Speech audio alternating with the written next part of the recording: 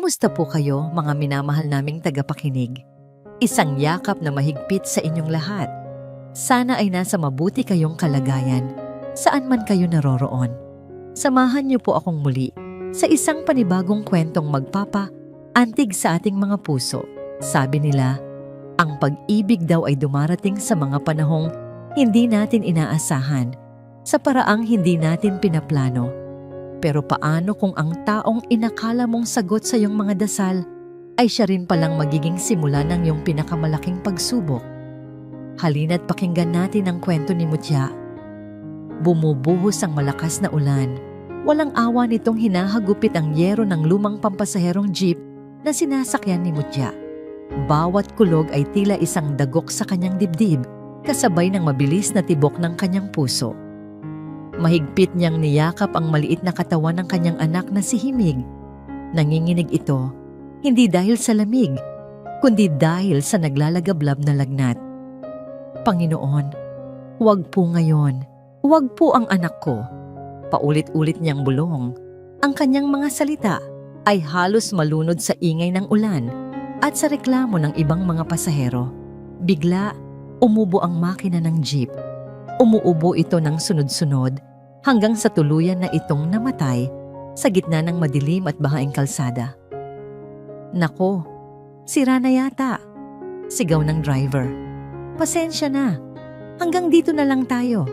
Isang kolektibong daing ang malingaw-ngaw sa loob ng jeep. Para kay Mutya, ang tunog na yon ay parang isang hatol. Napatingin siya sa labas. Madilim, malayo pa ang health center. Ang tanging liwanag ay mula sa nag-iisang poste ng ilaw na bahagya lang tumatagos sa rumaragasang ulan. Mama, ungol ni Himig. Ang kanyang mukha ay namumula at ang kanyang mga matay halos hindi na maidilat. Pakiramdam ni Mutya ay guguho ang kanyang mundo. Walang-wala siya. Ang perang dala niya ay sapat lamang para sa pamasahe at pambili ng gamot. Wala siyang telepono para tumawag ng tulong. Isa-isang nagsibabaan ang mga pasahero, nagbukas ng kani-kanilang payong at naglakad palayo. Naiwan siyang mag-isa, yakap-yakap ang pinakamahalaga niyang yaman. Nang ilalabas na niya si Himig, isang nakakasilaw na liwanag ang tumama sa kanila. Isang itim at eleganteng kotse ang huminto sa kanilang tapat. Ang makina nito'y banayad na umuugong. Isang tunog na nagpapahiwatig ng kapangyarihan at yaman, mga bagay na napakalayo sa mundo ni Mutya. Bumukas ang bintana sa backseat. Sa loob, isang lalaki na nakasuot ng mamahaling suit ang nakatingin sa kanya. Ang kanyang mukha ay seryoso, halos walang emosyon, at ang kanyang mga mata ay matalim na, tila sinusuri ang bawat hibla ng kanyang pagkatao. May problema ba, miss? Tanong ng lalaki. Ang boses niya ay kalmado ngunit may bigat. Kailangan ko pong madala sa ospital ang anak ko, sagot ni Mutya. Pilit na nilalabanan ang panginginig ng kanyang boses.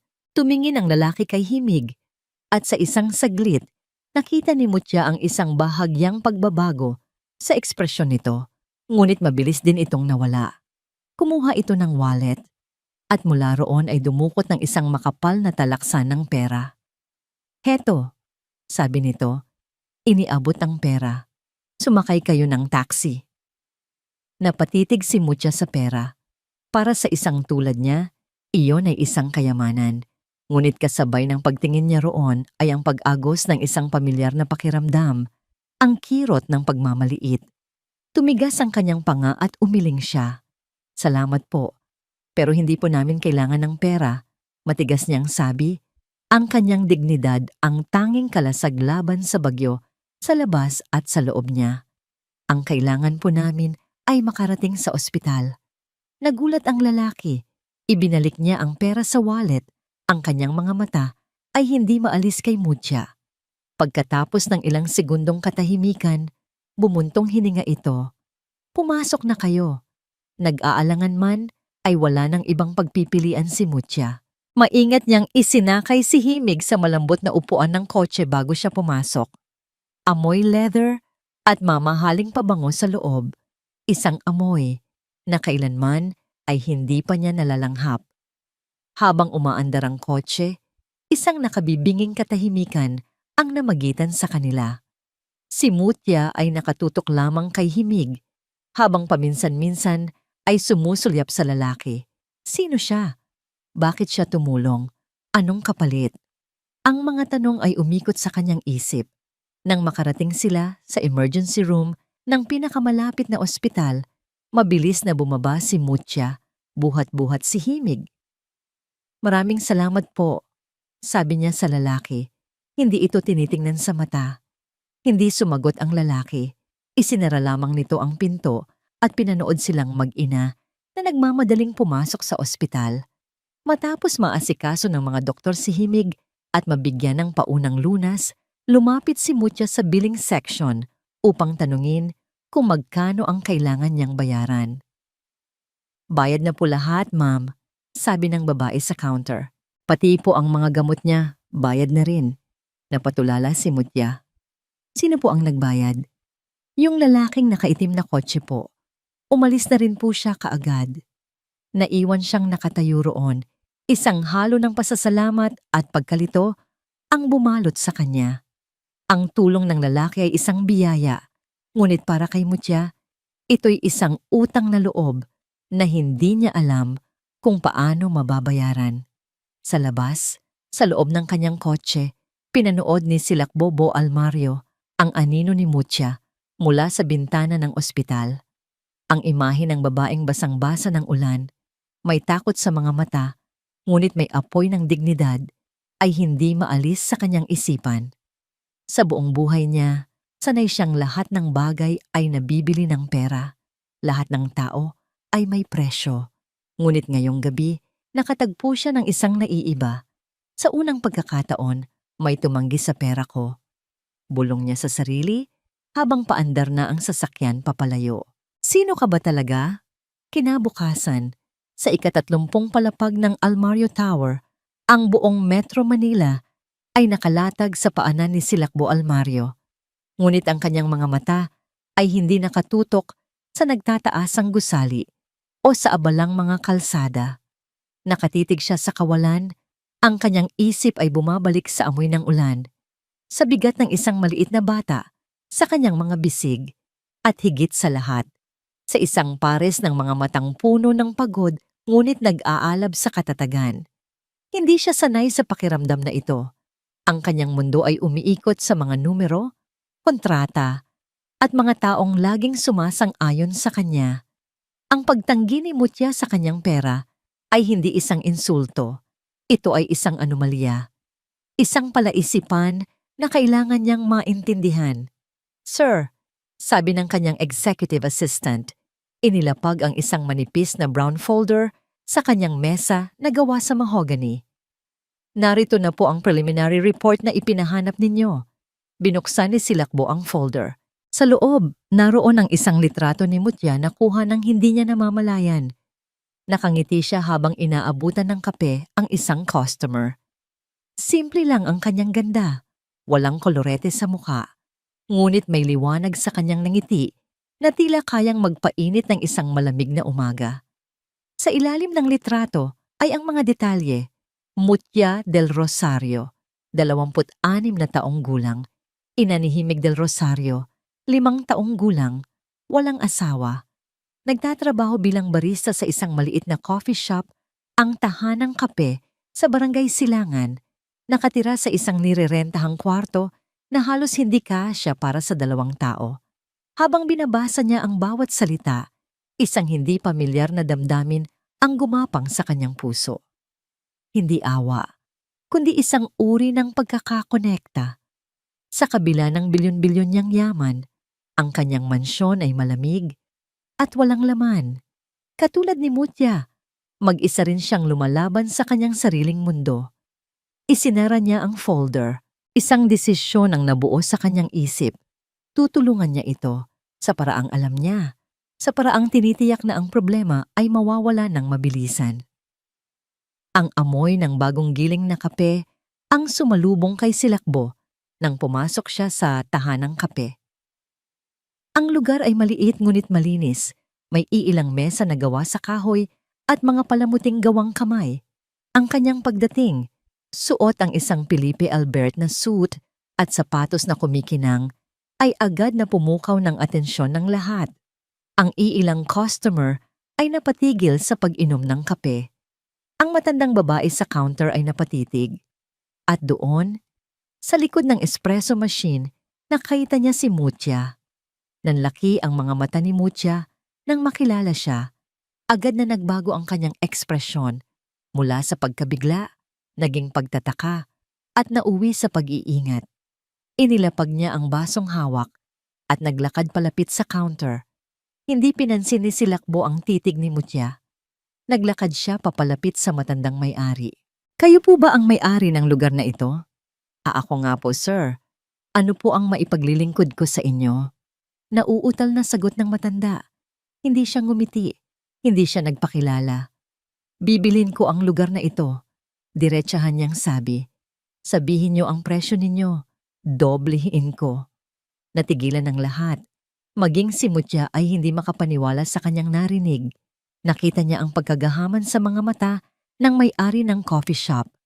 Nakita niya ang pag-asang umasenso sa buhay. At pagkatapos, nakita niya ang tingin ni Silakbo na bumaling sa kanya, na para bang sinasabing, ayan, inayos ko na ang problema mo.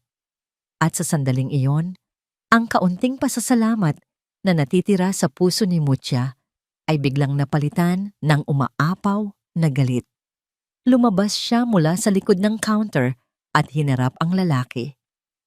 Ginoong Almario, mariin niyang sabi. Ang boses niya ay mahinahon, ngunit may talim. Napatingin si Silakbo sa kanya, bahagyang nagulat sa kanyang katapangan. Nagpapasalamat po ako sa tulong ninyo kagabi. Pagpapatuloy niya.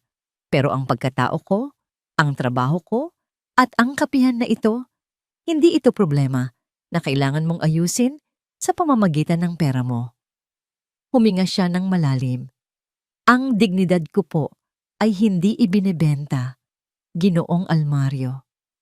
Isang nakabibinging katahimikan ang bumalot sa buong kapihan. Ang mukha ni Silakbo ay naging blangko, ngunit nakita ni Mutia ang pagtigas ng kanyang panga. Sa unang pagkakataon, may isang taong hindi lang tumanggi sa kanyang pera, kundi sinampal pa ito, pabalik sa kanyang mukha. Tumango si Silakbo ng dahan-dahan. Ang kanyang mga mata ay hindi umaalis kay Mutia. Tumalikod siya at naglakad palabas ng walang anumang sinasabi. Nang makasakay siya sa kanyang kotse, saka palang bumalik ang ingay sa kapihan. Napasandal si Mutia sa counter, nanginginig. Ano ang ginawa niya? Bakit ba ganito ang epekto ng lalaking yon sa kanya? Habang nasa biyahe, tumunog ang telepono ni Silakbo. Ang pangalan ng kanyang ina ang lumabas sa screen. Silakbo, anak! Bungad ni Doña Purificación de Ilustre. Ang kanyang boses ay malamig at puno ng awtoridad. Nakarating sa akin ang balita. Ano itong nababalitaan kong nag-aaksaya ka ng panahon sa isang hamak na babae sa kung saang coffee shop? Mother, I can handle my own affairs. Talaga ba? Dahil ang pagbili ng isang basurang kapihan ay hindi mukhang handling your affairs. Tandaan mo, isa kang Almario. Huwag mong dungisan ang pangalan natin dahil lang sa isang simpleng kapritsyo. Hindi na hinintay ni Silakbo na matapos ang kanyang ina. Pinatay niya ang tawag. Ang babala nito ay lalo lang nagsilbing apoy sa kanyang interes. Nang gabing iyon, pagod na umuwi si Mutia sa kanilang maliit na kwarto. Bitbit ang natutulog na si Himig. Pagod ang kanyang katawan at magulo ang kanyang isip. Ngunit ang lahat ng pagod na iyon ay biglang napawi nang may makita siyang isang puting papel na nakadikit sa kanilang pinto. Isang eviction notice.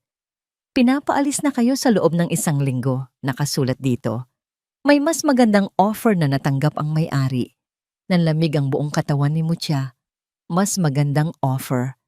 Ang mga salitang yon ay umalingaw-ngaw sa kanyang isip. Bigla, ang blangkong mukha ni Silakbo Almario kanina sa kapihan ang pumasok sa kanyang isipan. Ang pagtanggi niya. Ang galit sa mga mata nito bago ito tumalikod. Isang mapait na ngiti ang gumuhit sa kanyang mga labi.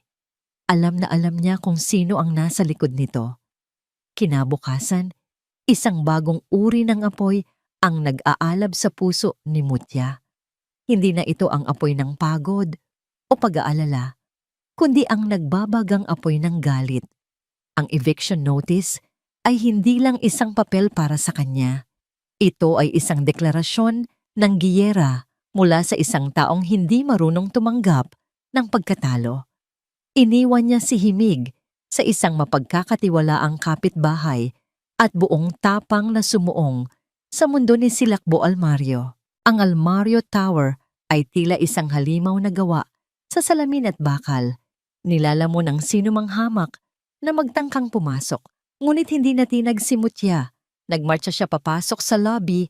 Ang kanyang determinasyon ay mas matibay pa kaysa sa suot niyang luma, ngunit malinis na bestida. "May appointment po ba kayo kay Mr. Almario?" Tanong ng receptionist. Ang tingin nito ay tila sinusukat siya mula ulo hanggang paa. "Wala," matigas na sagot ni Mutya. "Pero sabihin mo sa kanya, nandito si Mutya del Rosario. At hindi ako aalis hanggat hindi kami nag-uusap." Mayroong isang bagay sa kanyang boses na nagpatigil sa receptionist mula sa pagtawag sa security. Makalipas ang ilang minuto ng tensyonadong paghihintay, isang babaeng nakauniforme ang lumapit sa kanya at sinabing hinihintay na siya sa itaas. Ang opisina ni Silakbo ay mas malaki pa sa buong apartment building kung saan siya nakatira. Mula sa bintana, tanaw ang buong syudad.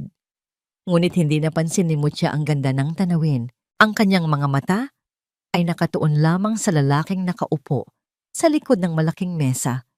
Kalmado itong naghihintay sa kanya na para bang alam na niyang darating siya. "Ginoong Almario," simula niya, ang kanyang boses ay nanginginig sa pinipigilang galit. Iwinasiwas niya ang papel na hawak. "Ano ito?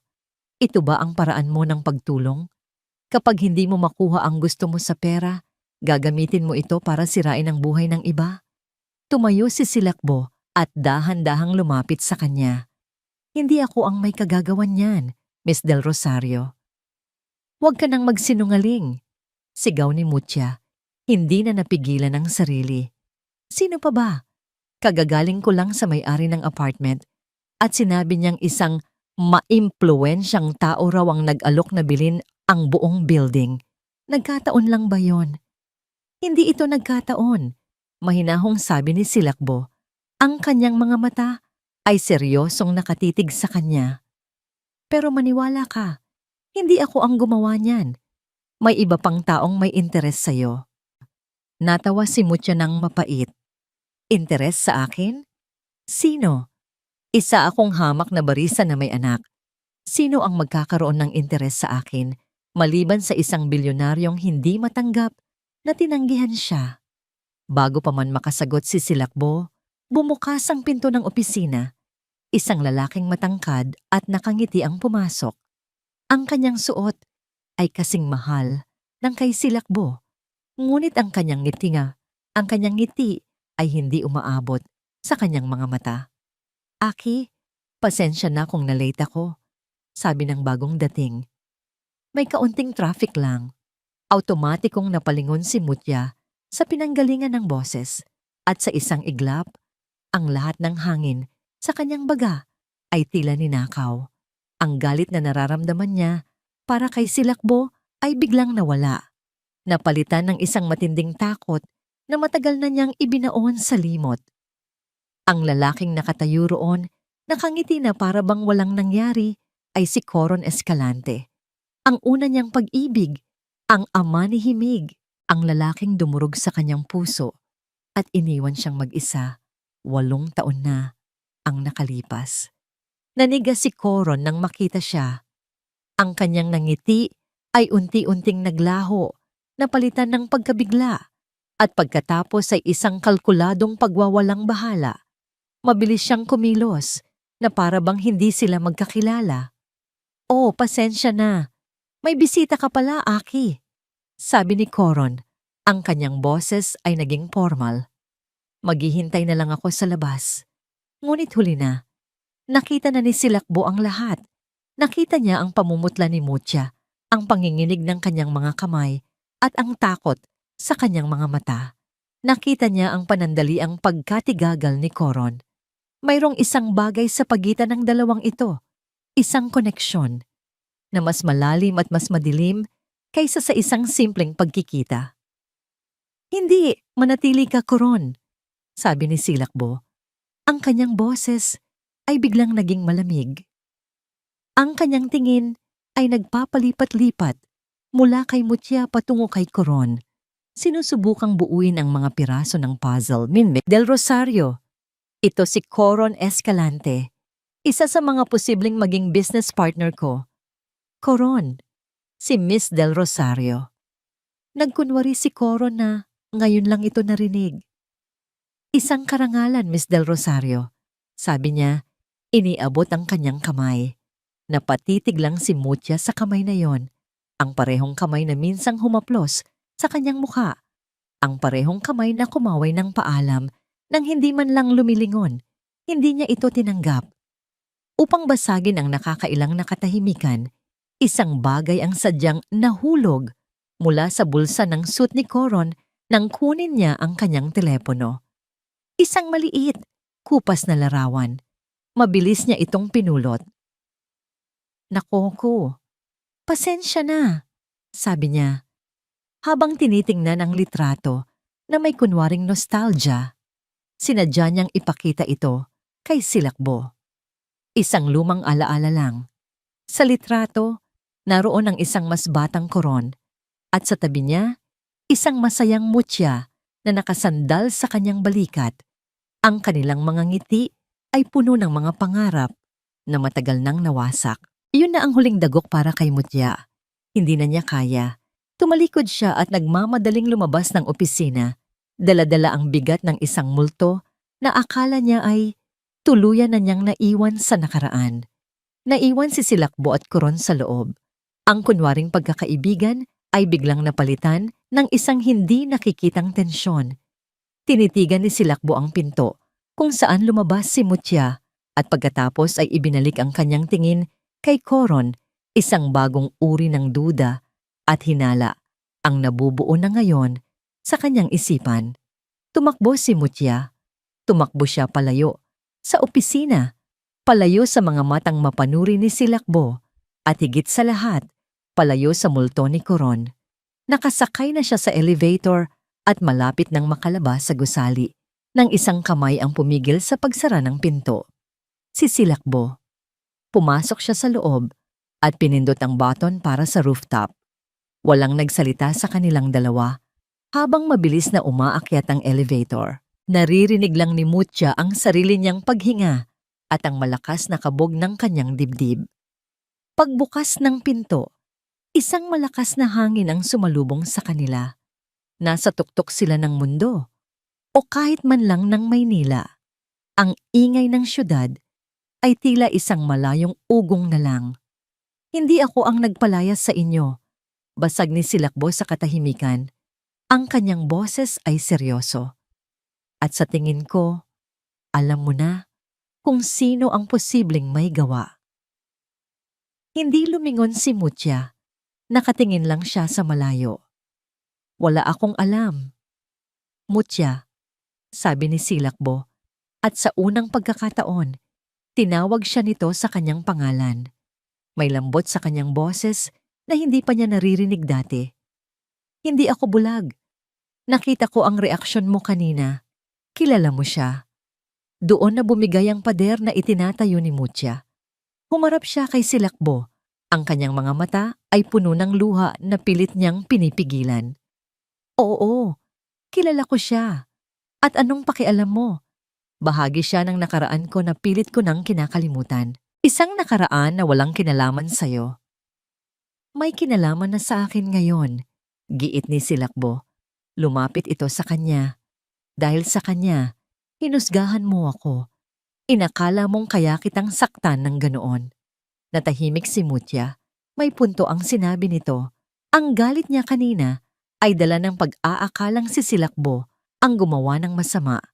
Ngunit ang takot na naramdaman niya nang makita si Coron ay mas matindi. Patawad, halos pabulong niyang sabi. Sa halip na sumagot, umiling lang si Silakbo.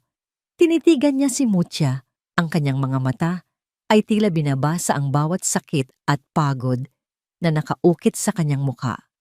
Sa buong buhay ko, mahina nitong sabi, lahat ng tao sa paligid ko ay may kailangan sa akin.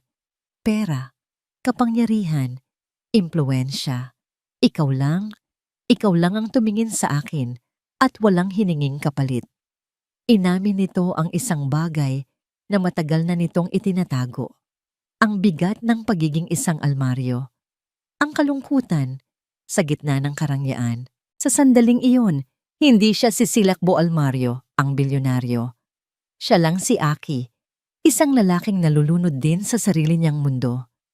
At naintindihan siya ni Mutya. Dahil sa kabila ng magkaibang estado nila sa buhay, pareho silang nag-iisa. Hindi nila namalayan ang unti-unting paglapit ng kanilang mga mukha. Ang hangin ay huminto. Ang oras ay bumagal.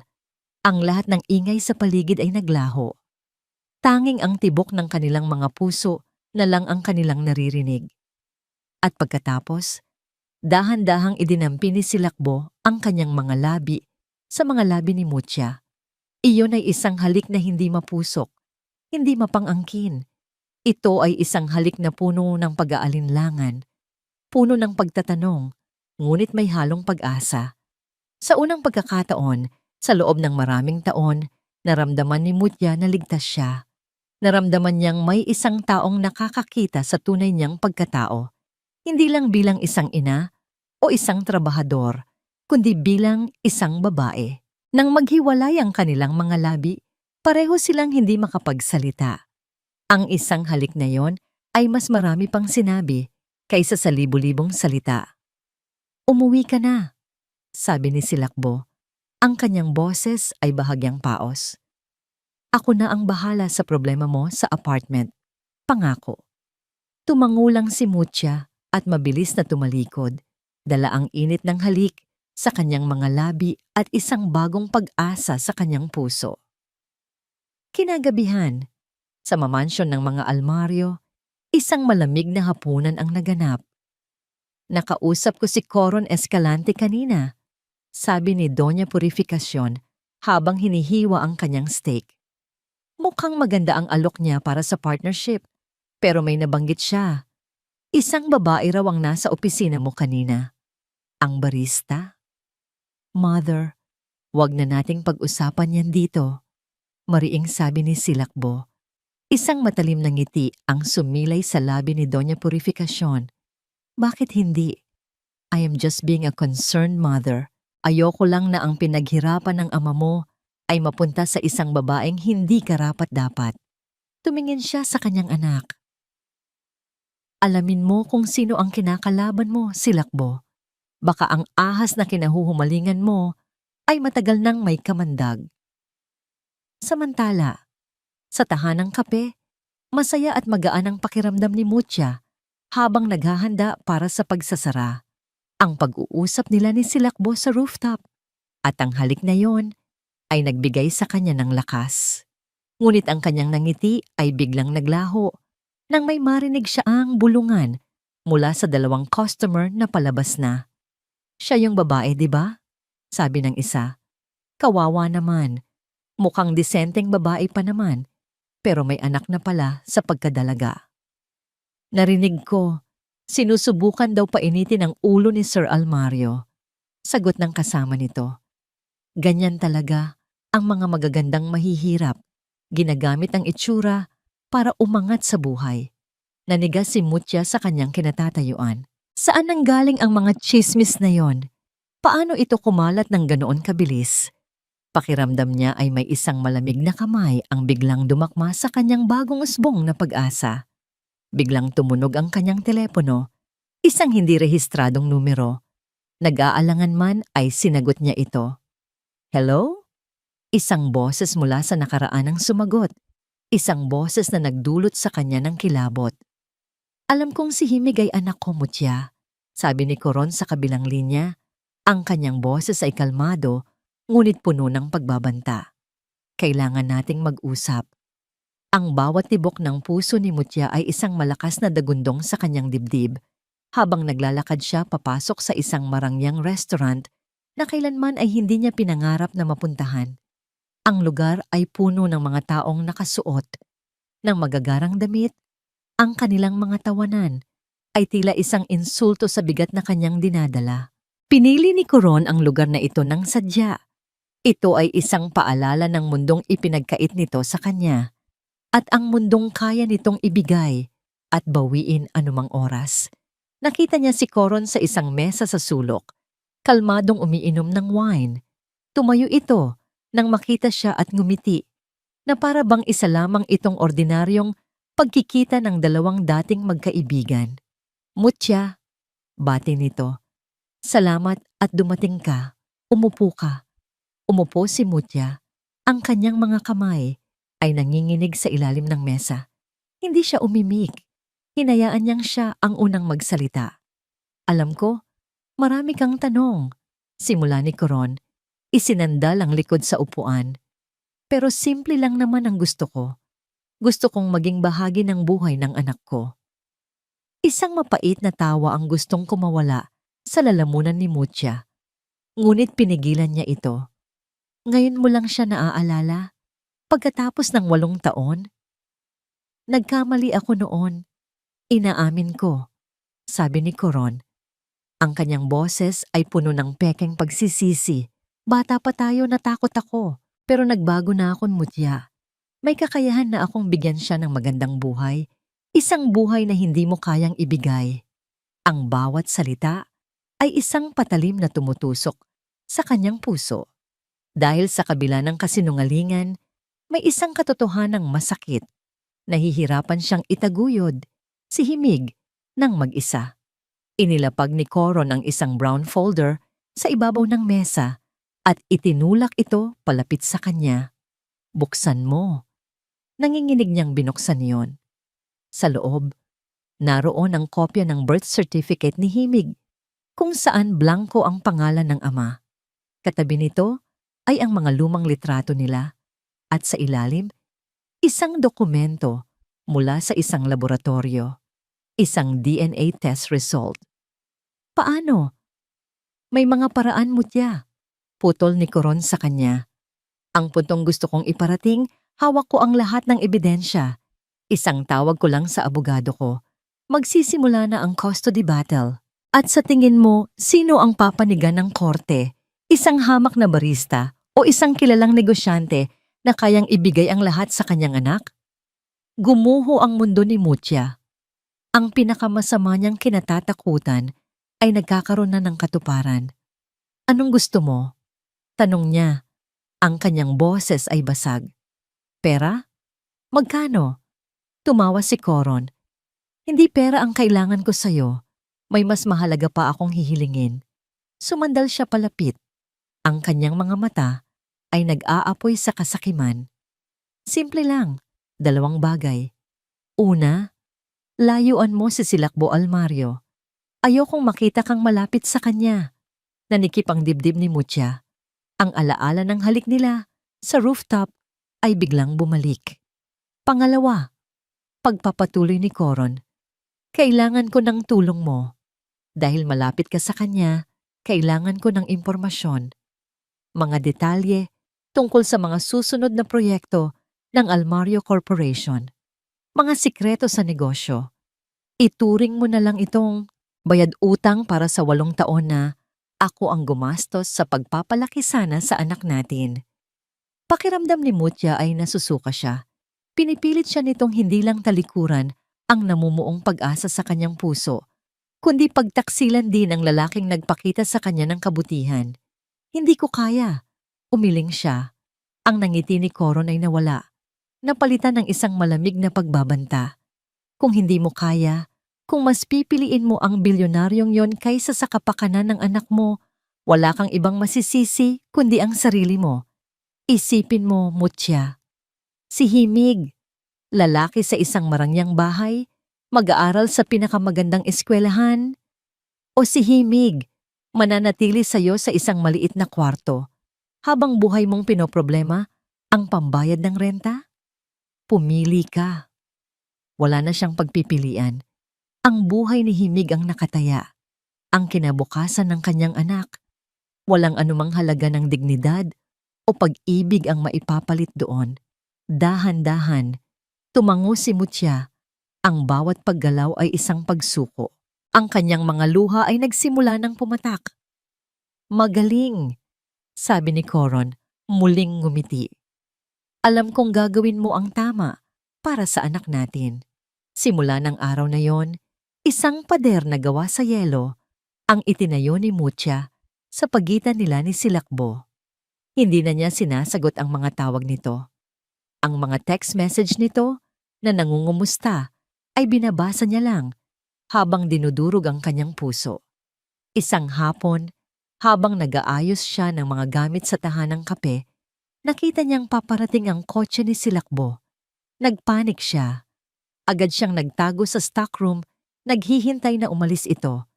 Narinig niya ang boses nito na tinatawag ang kanyang pangalan. Ang bawat tawag ay isang punyal sa kanyang dibdib. Ngunit nanatili siyang nakatago hanggang sa sumuko ito at umalis. Kinahapunan, sinundan ni Silakbo si Mutya, puno ng pag-aalala at pagkalito. Hindi niya maintindihan ang biglaang pagbabago nito. Nakita niya itong bumaba ng jeep at naglakad papunta sa isang parke. Doon, sa ilalim ng isang malaking puno, naghihintay si Coron. Mula sa loob ng kanyang madilim na kotse sa kabilang kalsada, pinanood sila ni Silakbo. Hindi niya marinig ang kanilang pinag-uusapan. Ang nakikita niya lang ay si Coron na may inaabot na sobre kay Mutya. Ang nakikita niya lang ay ang paglapit ni Coron na para bang may ibinubulong dito.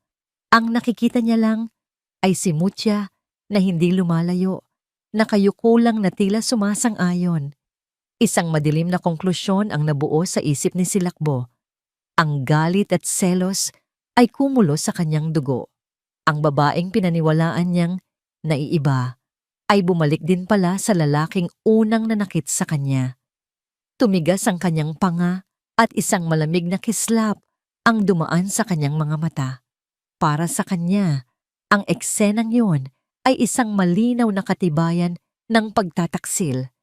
Ang imahe ni Mutya at Coron sa parke ay paulit-ulit na naglalaro sa isipan ni Silakbo.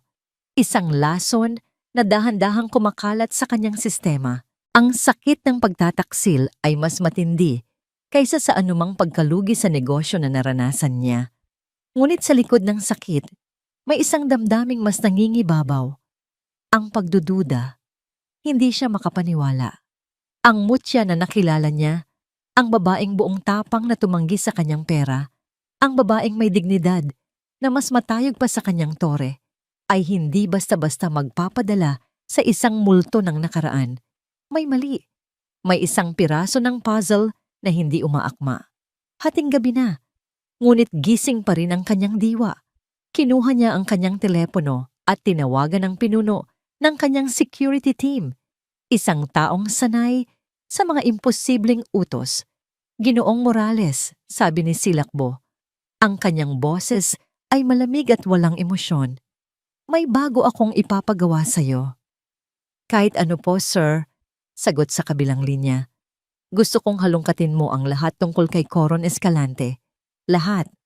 Ang kanyang nakaraan, ang kanyang mga transaksyon sa bangko, 8 hanggang 10 taon na ang nakalipas. Gusto kong malaman kung saan siya biglang nakakuha ng malaking pera para makapagsimula ng sarili niyang negosyo. Gawin mo ang lahat ng kailangan. Walang limitasyon sa gastos. Masusunod po, sir. Kinabukasan, isang selyadong itim na folder ang naghihintay sa mesa ni Silakbo. Ang resulta ng isang buong gabing pagtatrabaho ng kanyang team. Dahan-dahan niya itong binuksan. Ang kanyang puso ay handa sa anumang matutuklasan. Ang mga unang pahina ay naglalaman ng mga ordinaryong impormasyon. Ngunit habang lumalalim siya, isang partikular na dokumento Ang pumukaw sa kanyang atensyon, isang kopya ng isang lumang bank transaction. Isang malaking halaga ng pera, sapat na para maging puhunan sa isang maliit na kumpanya ang pumasok sa account ni Coron Escalante. 8 taon na ang nakalipas. Ngunit hindi ang halaga ang nagpatigil sa paghinga ni Silakbo. Ang pangalan ng nagpadala, hindi ito isang pangalan, kundi isang account number. Isang account number na napakapamilyar sa kanya. Isang account number na nakikita niya sa mga pribadong gastusin ng kanyang pamilya. Ang account number ng kanyang ina, si Doña Purificación Zobel de Ilustre. Para siyang binuhusan ng nagyayelong tubig. Bumalik sa kanyang alaala ang lahat ng babala ng kanyang ina. Ang mga salitang isang hamak na babae, ang paglalarawan niya kay Mutya bilang isang ahas na may kamandag. Akala niya noon, iyon ay dahil lamang sa pagiging matapobre nito. Ngayon, ang mga salitang iyon ay may mas nakakakilabot na kahulugan. Hindi na siya nag-aksaya ng panahon. Dala ang folder, umuwi siya sa mansyon kung saan nag-aalmusal pa ang kanyang ina sa malawak nilang hardin. "Mother," sabi niya, ang kanyang boses ay walang anumang bahid ng paggalang na dati niyang ipinapakita. Tumingala si Doña Purificación mula sa kanyang tasa ng tsaa. Ang kanyang mga kilay ay bahagyang tumaas. "Silakbo, ang aga mo yata. May problema ba sa opisina?" Hindi sumagot si Silakbo. Sa halip, inilapag niya ang folder sa mesa, bukas sa pahina ng bank transaction. "Ano ito?" Tiningnan ito ni Doña Purificación nang walang kabuhay-buhay. "Ah, iyan. Naalala ko. Isa lamang yan sa mga maliliit na investment na sinubukan ko noon. Ang batang Escalante na yan ay mukhang may potensyal, kaya tinulungan ko." "Investment?" Ulit ni Silakbo, hindi makapaniwala sa kaswal na pagsisinungaling ng ina. "Nag-invest ka sa isang walang pangalan na binatang walang karanasan sa negosyo? At nagkataon pa na ang binatang ito ay ang dating kasintahan ng babaeng ayaw na ayaw mong makita sa tabi ko?" "Nagkataon lang ang lahat, anak," sabi ng Donya. Humigop muli ng tsaa. "Huwag mong bigyan ng kulay ang mga bagay-bagay. Masyado kang nagpapadala sa emosyon mo dahil sa babaeng yan." Napatitig si Silakbo sa kanyang ina. Sa unang pagkakataon, nakita niya ang isang estranghero, isang babaeng kayang magsinungaling nang hindi kumukurap. Alam niyang may tinatago ito, ngunit wala siyang sapat na ebidensya para idiin ito. Tumalikod siya, dala ang isang bigat sa kanyang dibdib na mas masahol pa sa pagtataksil. Ito ay ang sakit ng katotohanan na ang sarili niyang ina ay maaaring sangkot sa isang napakaruming laro. Habang naglalakad siya pabalik sa kanyang kotse, biglang tumunog ang kanyang telepono. Si Ginoong Morales. "Sir," sabi ng investigador, "may isang detalye pa po kaming nakita.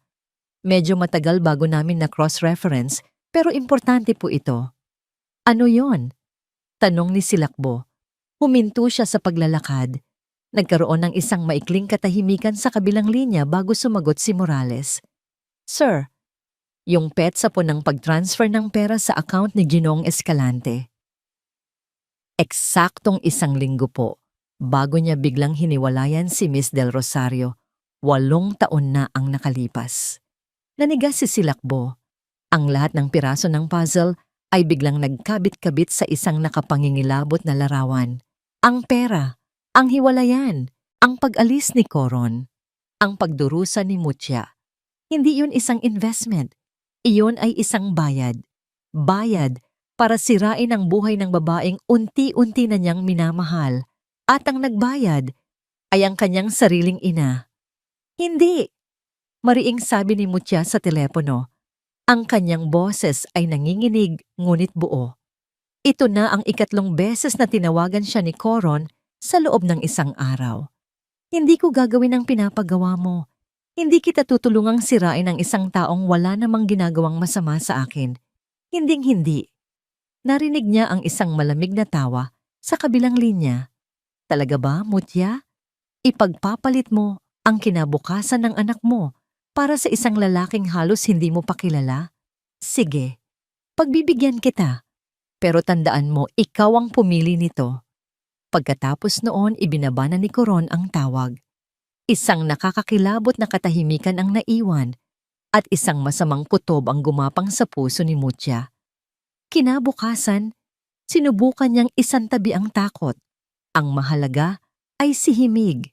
Gaya ng dati, hinatid niya ang kanyang anak papunta sa maliit na daycare center nito. Masaya silang naglalakad, hawak kamay, nang bigla, isang puting van ang huminto sa kanilang harapan.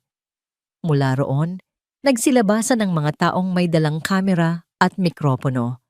Ms. Mutia del Rosario, sigaw ng isang babaeng reporter. Nagulat si Mutia, agad niyang itinago si Himig sa kanyang likuran. Ang mga flash ng kamera ay sunod-sunod na sumabog. Tila mga maliliit na kidlat na bumubulag sa kanya.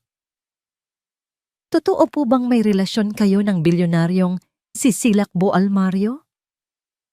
May katotohanan po ba sa balitang ginagamit niyo lang ang inyong anak para makuha ang simpatya niya? Magkano po ang hinihingi ninyong sustento mula sa kanya? Ang mga tanong ay parang mga batong ipinupukol sa kanya. Hindi siya makapagsalita. Ang tanging nagawa niya ay yakapin ng mahigpit si Himig na umiiyak na sa takot. Mama, sino po sila? Tanong ng bata. Ang kanyang mukha ay nakasubsob sa damit ni Mutia. Gamit ang lahat ng kanyang lakas, itinulak niya ang mga reporter at tumakbo palayo. Pabalik sa kanilang eskinita. Palayo sa kahihiyan. Pagdating sa trabaho, ang mainit na ngiti na laging sumasalubong sa kanya mula sa may-ari ng tahanang kape ay napalitan ng isang malamig at nag-aalalang tingin. Mutia, anak, sabi ng matanda, hindi makatingin sa kanya ng diretsyo. Nakita mo na ba ang dyaryo? Inabot nito sa kanya ang isang tabloid. At doon, sa front page, nakalathala ang isang malaking litrato niya. Nakuha ng hindi niya alam, katabi ng litrato ni Silakbo. Ang headline, Single Mom, ginagamit ang anak para makabingwit ng bilyonaryo. Gumuho ang mundo ni Mutia. Ang kanyang pangalan, ang kanyang pagkatao, ay winasak at ginawang isang maruming kwento para pagtsismisan ng buong bansa. Pasensya na, Mutia, pagpapatuloy ng may-ari. Mula kaninang umaga, bumagsak ang benta.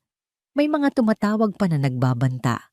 Alam kong hindi ka ganyang babae, pero negosyo ito. Kailangan mo na kitang pagpahingahin. Pinapaalis niyo na po ba ako? Tanong ni Mutia. Ang kanyang boses ay basag na. Hindi sumagot ang matanda. Ang kanyang katahimikan ay isang malinaw na oo. Umuwi si Mutia na parang isang zombie. Ang mga kapitbahay na dati bumabati sa kanya ay umiiwas ngayon ng tingin o nagbubulungan kapag dumadaan siya. Ang kanyang munting mundo ay biglang naging isang kulungan at ang mga tingin ng lahat ay ang mga rehas nito. Nang nasa loob na siya ng kanyang kwarto, niyakap niya si Himig at umiyak ng walang tunog.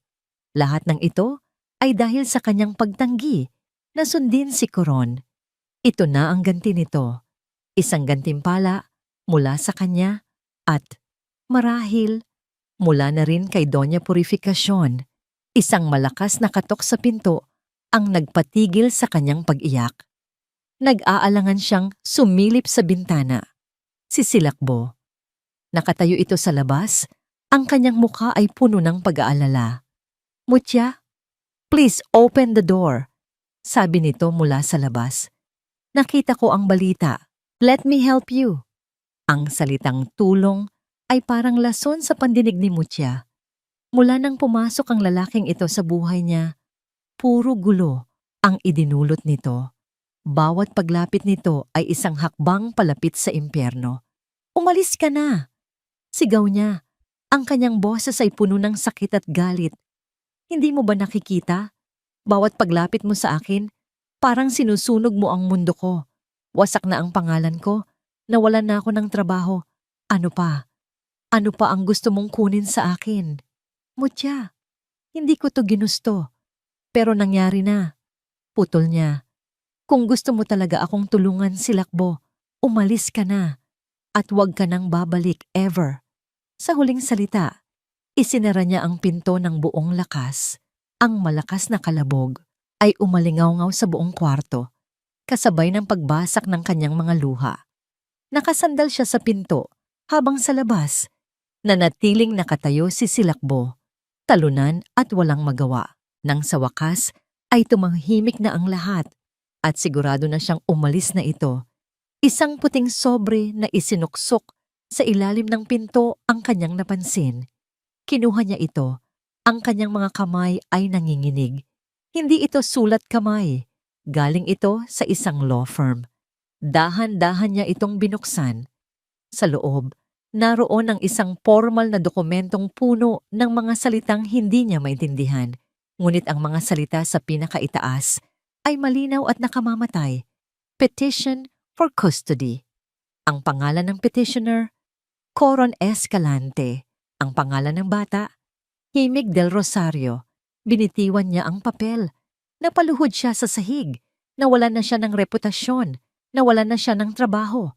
At ngayon, ang huling yaman na natitira sa kanya, ang kanyang anak, ay formal nang sinusubukang kunin mula sa kanya. Wala na. Lahat ay nawala na.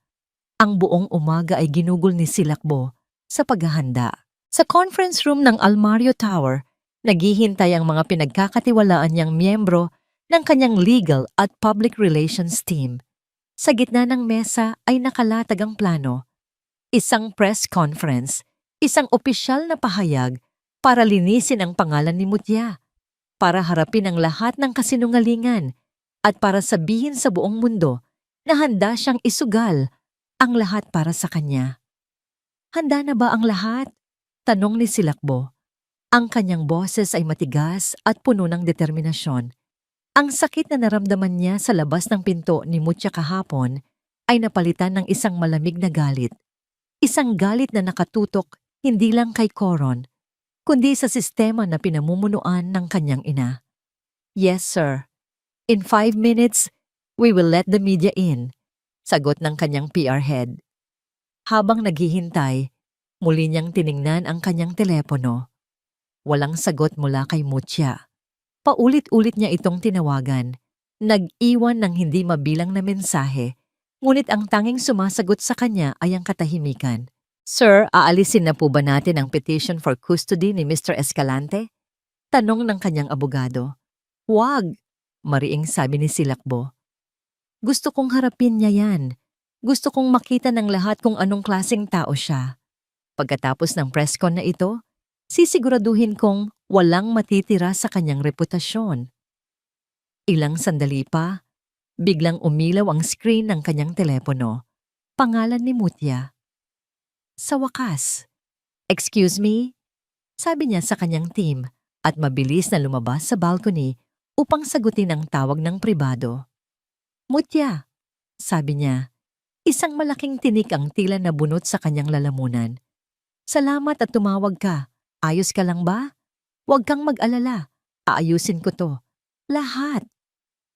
Sa kabilang linya narinig niya ang isang mahinang paghikbi. Yun lang. Mutya? Silakbo. Sa wakas ay sabi niya, ang kanyang boses ay halos hindi marinig, basag at puno ng pagod. Pakiusap. Itigil mo na. Natigilan si Silakbo. Anong ibig mong sabihin? Itigil ang alin? Ang press con? Mutya, ito ang paraan para... Hindi. Putol niya. Itigil mo na ang lahat. Ang pagtulong, ang pag-aalala, ang pagiging bahagi ng buhay ko. Hindi kita maintindihan, sabi ni Silakbo. Ang kanyang puso ay nagsimulang kumabog ng mabilis sa kaba. Akala mo ano? Tanong ni Mutya. At sa unang pagkakataon, may bahid ng pait sa kanyang boses na magiging isang fairy tale ito, na darating ang prinsipe at ililigtas ang pobreng dalaga. Silakbo, tingnan mo ang nangyari. Tingnan mo ang mundo ko. Mula nang dumating ka, gumuho ang lahat. Kasalanan niya ni Coron. Hindi ko. Pero bakit niya ginagawa to? Dahil sa'yo. Dahil nakikita niyang malapit ka sa akin. Ikaw ang dahilan kung bakit niya gustong kunin si Himig. Ikaw ang target, si Lakbo, at kami. Kami lang ni Himig ang bala na ginagamit niya laban sa'yo. Ang katotohanan sa kanyang mga salita ay tumama kay Silakbo ng buong bigat, kaya pakiusap. Pagpapatuloy ni Mutya, umiiyak na ng tuluyan. Kung may kahit katiting na pagmamahal o respeto ka para sa akin, palayain mo na ako. Palayain mo kami sa gulo mo. Paano? Paano kita iiwan sa gitna ng lahat ng ito? Desperadong tanong ni Silakbo. Kaya kong ayusin to. Noon pa man ako lang mag-isa. Sanay na ako. Ang pag-ibig mo, ang tulong mo. Isa itong napakabigat na pasanin na hindi ko na kayang buhatin. Natahimik siya sandali, huminga ng malalim. Hindi tayo para sa isa't isa. Silakbo, langit ka, lupa ako, at ang lupa, kapag pilit na inabot ang langit, ay laging bumabagsak. Mutya, huwag mong sabihin yan. Paalam, Silakbo. At pagkatapos, ang tunog ng pagbaba ng tawag, ang katahimikan. Click. Nakatayo si Silakbo sa balcony, hawak ang teleponong wala ng buhay. Ang ingay ng syudad sa ibaba ay tila nawala. Ang hangin ay tila tumigil sa pag-ihip. Sa isang iglap, lahat ng kanyang kapangyarihan, lahat ng kanyang yaman ay walang silbi. Ang babaeng handa niyang ipaglaban ay sumuko na. At ang pinakamasakit sa lahat, sinabi nitong siya ang dahilan. Bumalik siya sa loob ng conference room. Nakatingin sa kanya ang buong team niya. Naghihintay ng hudyat. Cancel it, mahinang sabi ni Silakbo. Po, sir? I said, cancel the press conference. Ulit niya. Mas malakas na ngayon. Ang kanyang boses ay walang emosyon. Cancel everything. Naiwan siyang nakatayo sa gitna ng ngayong walang laman na kwarto. Ang kanyang plano ay nawasak. Ang kanyang pag-asa ay nadurog. Samantala, sa isang madilim na kwarto, sa kabilang panig ng syudad, ibinagsak ni Mutya ang telepono. Niyakap niya ng mahigpit si Himig na natutulog sa kanyang tabi.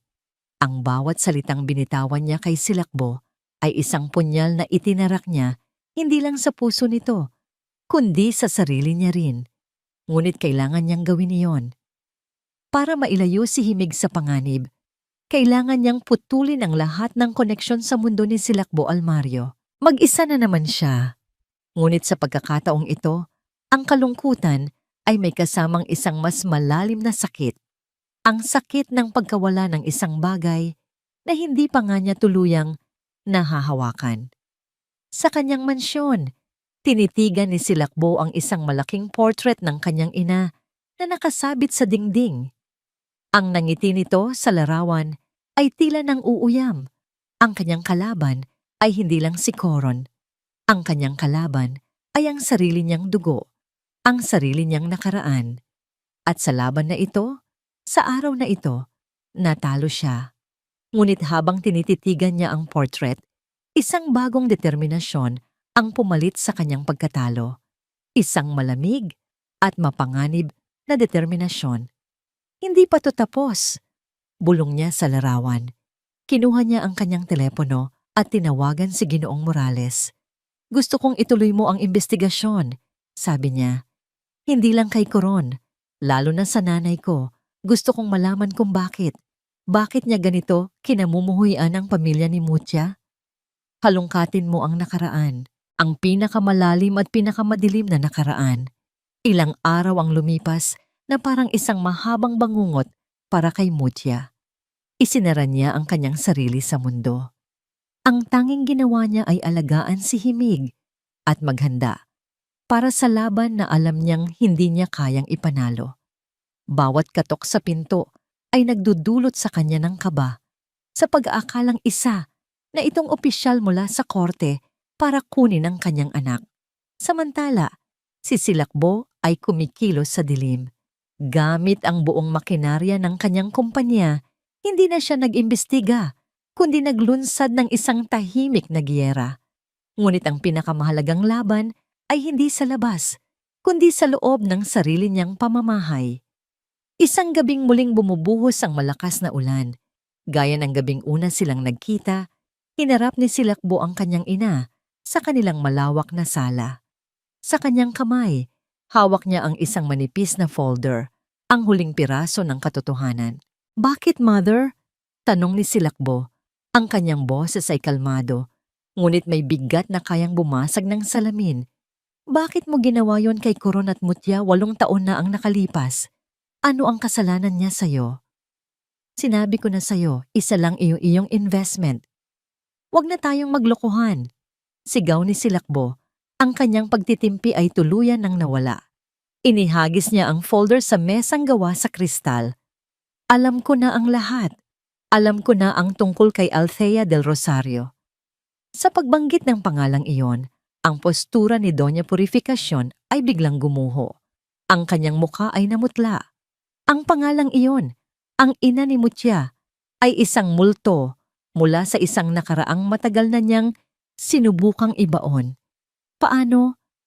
"Hindi na mahalaga kung paano ko nalaman," sabi ni Silakbo. Ang sakit sa kanyang boses ay hindi maitago. "Ang mahalaga ay ang katotohanan, na ang dahilan kung bakit mo sinira ang buhay ni Mutya ay hindi dahil mahirap siya, kundi dahil anak siya ng babaeng minsan nang minahal ni Dad nang higit pa sa'yo. Iyon na ang pinakamadilim na lihim ng pamilya Almario.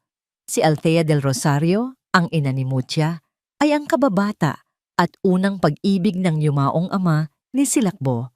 Isang pag-ibig na pilit na winakasan ng mga pamilya nila para sa isang mas makapangyarihang alyansa, ang kasal kay Purificación Zobel de Ilustre. "Inggit," bulong ni Silakbo. "Paghihiganti. Isinumpa mo hindi lang ang karibal mo, kundi pati ang kanyang walang malay na anak. Sinadya mong hanapin si Coron. Binayaran mo siya para saktan si Mutya. Sinira mo ang buhay niya para lang pagbayarin siya sa isang kasalanang hindi naman niya ginawa." "Ginawa ko yon para protektahan ang pamilyang ito," sigaw ni Doña Purificación. Ang kanyang mga mata ay nag-aapoy sa galit at sakit. "Ang babaeng yon at ang pamilya nila ang sumira sa dignidad ko. Karapat dapat lang sa kanila ang lahat ng sakit na dinanas nila." Habang nagaganap ang pagtutuos na ito sa mansyon, isang anino ang gumagalaw sa barangay Silangan. Sa gitna ng malakas na ulan, kumatok si Coron sa pinto ni Mutya. "Mutya, buksan mo to!" sigaw niya. "May dala akong pagkain para kay Himig." Nag-aalangan man, ay binuksan ni Mutya ang pinto. Ito ang unang beses na nagpakita si Coron mula nang ipadala nito ang petition. "Umalis ka," sabi ni Mutya. "Papasukin mo muna ako," sabi ni Coron. Itinulak ang pinto at pumasok sa loob. "Tingnan mo ang itsura ng lugar na to. Ito ba ang buhay na gusto mong ibigay sa anak ko?" "Anak ko," diin ni Mutya. "Himig, halika kay Daddy," tawag ni Coron. Hindi pinapansin si Mutya. Inilabas niya ang isang mamahaling laruang robot mula sa paper bag. "Tingnan mo ang dala ko para sa'yo." Nasilaw ang mga mata ni Himig sa laruan.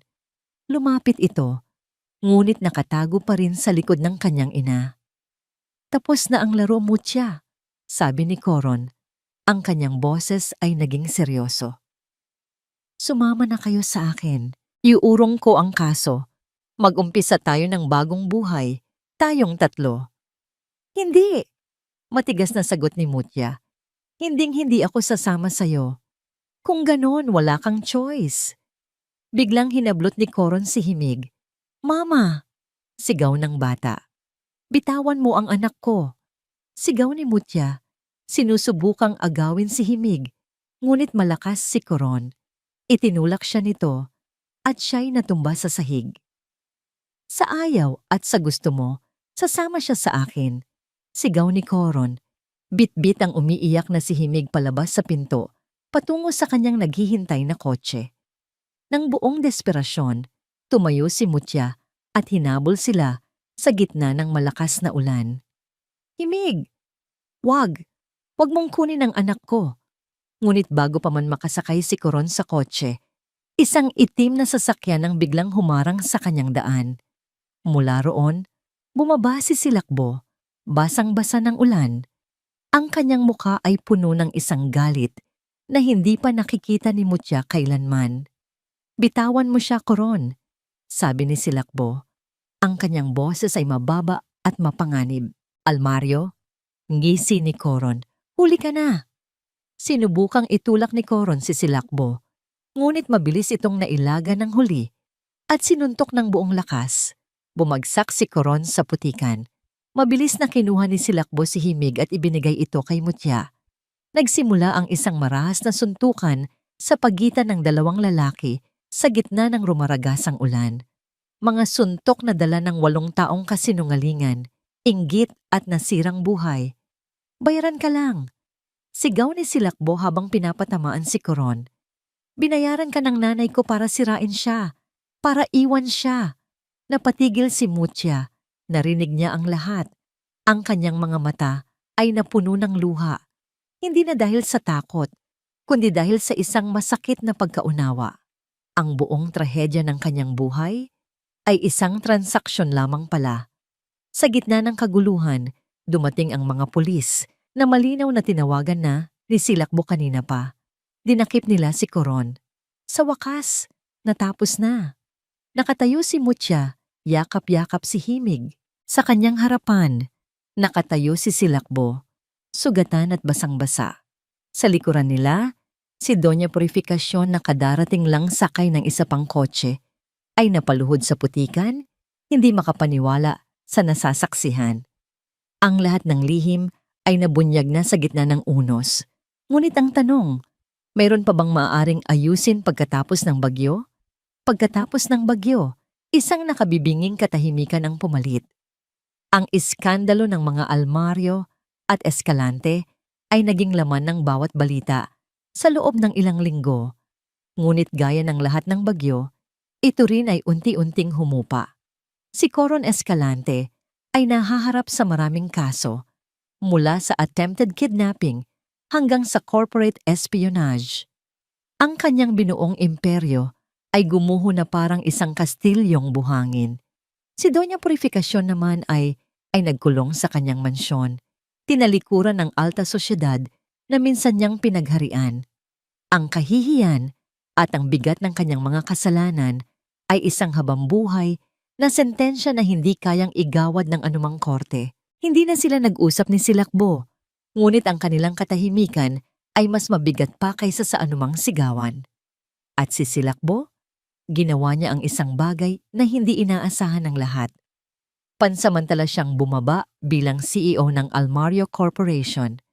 Sa isang maikling press statement, inako niya ang responsibilidad para sa gulong idinulot ng kanyang pamilya at humingi ng paumanhin sa publiko. At higit sa lahat, kay Mutya del Rosario. Para sa lahat ng sakit na dinanas nito, 1 buwan ang lumipas. Ang tahanang kape ay muling nagbukas. Ngunit sa pagkakataong ito, hindi na lang empleyado si Mutya. Isang araw, isang abogado ang dumating at iniabot sa kanya ang mga dokumento. Ang titulo ng kapihan ay nakapangalan na sa kanya. Walang nakasulat kung kanino galing, ngunit alam na alam niya. Sa una, gusto niyang tanggihan. Ang kanyang dignidad ay muling sumisigaw. Ngunit sa pagkakataong ito, may nagbago. Natutunan niyang may mga regalong hindi dapat tanggihan, lalo na kung ito'y magiging daan para sa isang bagong simula. Isang hapon, habang abala siya sa pagtimpla ng kape, isang pamilyar na anino ang tumabon sa counter. Napatigil siya. Nakatayo sa kanyang harapan si Silakbo. Wala na ang mamahaling suit. Napalitan ito ng isang simpleng polo shirt at pantalon. Wala na ang mga bodyguards. Wala na ang aura ng isang bilyonaryo. Ang nasa harapan niya ay si Aki lang. "Hi," sabi nito. Ang kanyang nangiti ay bahagyang alanganin. "Hi," sagot ni Mutya. Pinunasan ang kanyang mga kamay sa apron. Salamat. Para dito. Itinuro niya ang buong lugar. Wala yon, sabi ni Silakbo. Isipin mo na lang na iyon ang interes ng lahat ng utang na loob ko sa'yo. Natawa sila pareho, isang tawang nagbasag sa yelo na namagitan sa kanila. Kumusta ka? Tanong ni Silakbo. Ayos lang, sagot ni Mutya. Si Himig, masaya na ulit. Ikaw? Inaayos ko ang sarili ko. Aminado ni Silakbo at ang pamilya ko. Mahabang proseso pero kailangang simulan. Tumingin ito ng diretso sa kanyang mga mata. Mutya, hindi ako naparito para humingi ng tawad para sa nanay ko. Ang kasalanan niya ay kanya. Naparito ako para humingi ng tawad para sa sarili kong mga pagkakamali. Sa aking kayabangan, sa aking pagiging mapusok, nasaktan kita at iyon ang pinagsisisihan ko. Nakita ni Mutya ang sinseridad sa kanyang mga mata. Ang lalaking minsang nag-alok sa kanya ng pera ay natutunan ng mag-alok ng isang bagay na mas mahalaga, ang kanyang puso.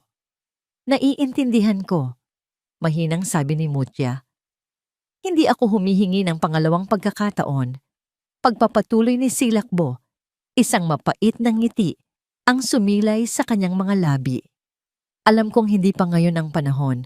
Siguro, hindi na darating ang panahong yon. Ang gusto ko lang ay ang pagkakataong ipakita sa iyo na kaya kong maging isang kaibigan. Isang taong mapagkakatiwalaan mo. Bago pa man makasagot si Mutya, isang maliit na boses ang sumigaw mula sa likod. Tito Aki. Si Himig, may hawak na isang drawing, ay tumakbo palapit kay Silakbo at niyakap ang kanyang binti. Iginanti ni Silakbo ang yakap. Binuhat ang bata na para bang ito ang pinakamahalagang yaman sa mundo. Ang eksenang yon, ang dalawang taong pinakamamahal niya, ay nagdulot ng isang mainit na pakiramdam sa puso ni Mutya. Ipinakita ni Himig ang kanyang drawing, 3 stick figures na magkakahawak kamay sa ilalim ng isang araw, isang babae, isang lalaki, at isang bata sa gitna. Para sa'yo, Tito Aki, sabi ng bata. Naluha si Silakbo habang tinitingnan ang papel.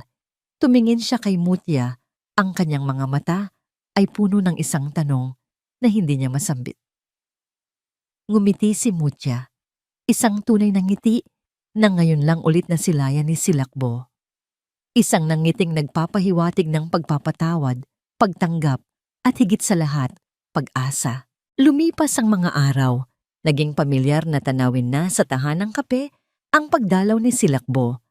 Hindi bilang isang mayaman na manliligaw, kundi bilang isang kaibigan. Tinutulungan niya si Mutya sa pagsasara, naglalaro sila ni Himig, at nagkwekwentuhan sila tungkol sa mga simpleng bagay.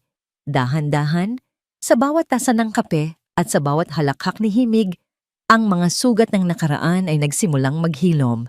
Isang hapon, habang papalubog ang araw, dinala sila ni Silakbo sa tabing dagat.